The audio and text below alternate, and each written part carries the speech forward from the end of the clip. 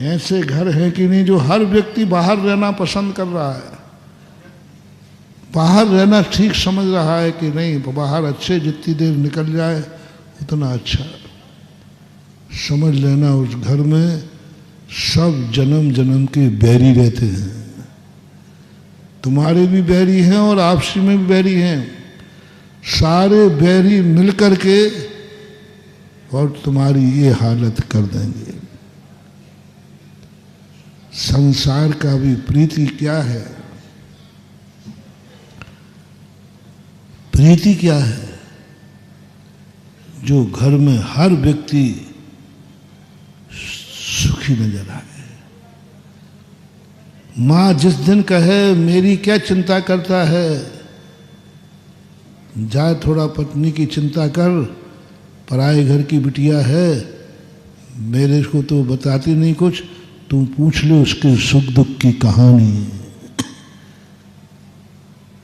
और माँ को खुशी हो रही है कि मेरा बेटा पत्नी का पक्ष ले रहा है, इसका कौन है यहाँ,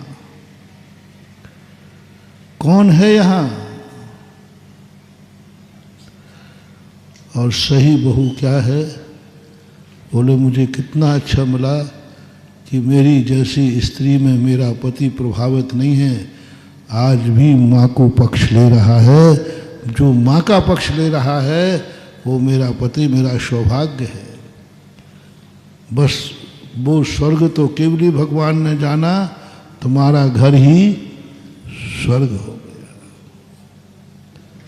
स्वर्ग हो गया। एक दूसरे का नेचर खुश देख करके तुम कितने खुश होते हो। मैंने बहुत बार कहा है,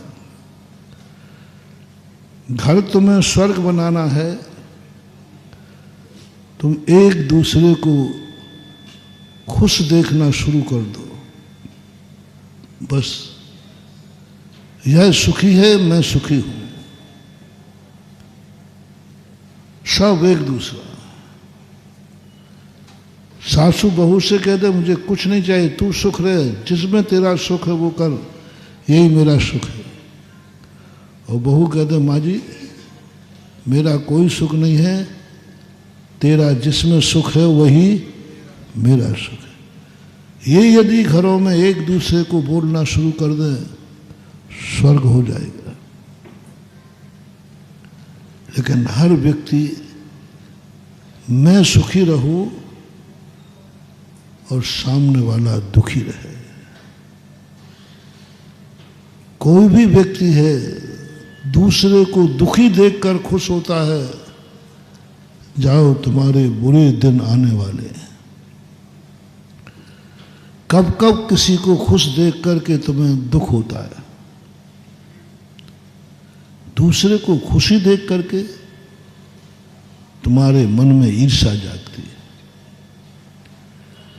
बहू हंस रही है, सासू को ईर्ष्या, सासू हंस रही बहू को ईर्ष्या, पति हंस रहा है तो पत्नी को ईर्ष्या, पत्नी हंस रही तो पति को ईर्ष्या। क्या चाहते हो तुम, क्या चाहते?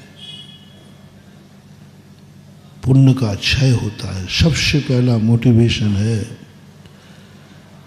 तुम क्या हो, तुम्हारा भविष्य क्या है, बस तुम्हें एक ही बात देखना है, जो तू खुश है उसको देखकर तुम खुश होना शुरू कर दो, तुम्हारे अच्छे दिन शुरू हो जाएंगे।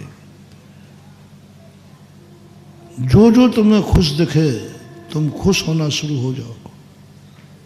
जैसे मैंने प्रवचनों के बीच में कहा था, तुम गरीब हो, अमीर को देखकर खुश होना शुरू हो जाओ। अमीर को देखकर शगुन मान लो, मेरा आज बहुत शुभ दिन है। बोले क्यों? सुबह से उठ करके मुझे एक अमीर आदमी के दर्शन हुए, मुझे एक खुश आदमी के दर्शन हुए, मैं एक अच्छी किस्मत वाले का मैंने दर्शन किया। आप करके देख लेना, ज़्यादा ही तुम्हारा कर्म हो तो 6 महीने कर लेना, नहीं तो शाम तक ही इसका निर्णय सुन लेना। 6 महीने तो बहुत हो गया, उत्कृष्ट है। कभी कभी हमारे कर्म बहुत बुरे होते ना तो टाइम लगता है, बड़ा घाव हो तो भरने में, नहीं तो सुबह से शाम को आप सोने के पहले आप खुद देखोगे। बस इतना खुशी व्यक्ति को देखकर खुश हो जाओ। बस तुम्हारे पास जो नहीं है वो जिसके पास है उसको देखकर तुम्हें खुश होना है। बस अब तुम्हें लिस्ट बनाओ तुम्हारे पास क्या क्या नहीं है, तुम क्या क्या चाहते हो, वो लिस्ट मेरे पास लेके मत आ जाना महाराज जी ये चाहिए। जो जो तुम्हें चाहिए है वो तो मैंने कचड़े घर में फेंक दिया। जो जो तुम्हें चाहिए है वो तो मैंने हे मान के छोड़ दिया। मैं भक्त को कैसे दे सकता हूँ? कौन पिता है जो चीज पिता ने गलत मान के फेंक दी हो?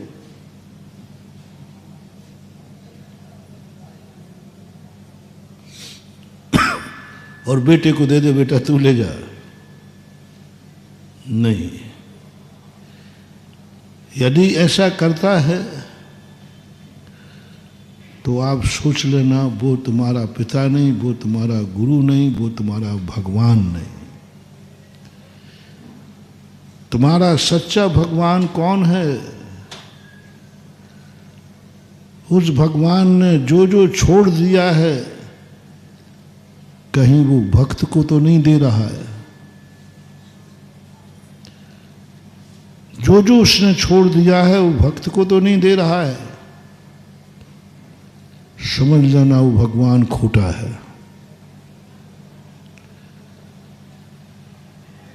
जो नहीं मिला वो की बात कहे तो नहीं, जो छोड़ दिया क्या मान के छोड़ा, बोले ये गलत है, वो भक्त को नहीं देगा सच्चा भगवान। जिनेंद्र देव ने जो जो छोड़ा वो आज तक किसी को नहीं दिया, उन्होंने ध्यान में बैठे रहते हैं। यही गुरु महाराज हैं। गुरु महाराज कहते हैं मैंने जो छोड़ दिया मैं तुम्हें कैसे दूं? अब बताओ, तुम लोग वही चीज मांगते हो। अब छोकरे की शादी नहीं हो रही, बोले महाराज जी शादी करा दो। अब बताओ क्या करें?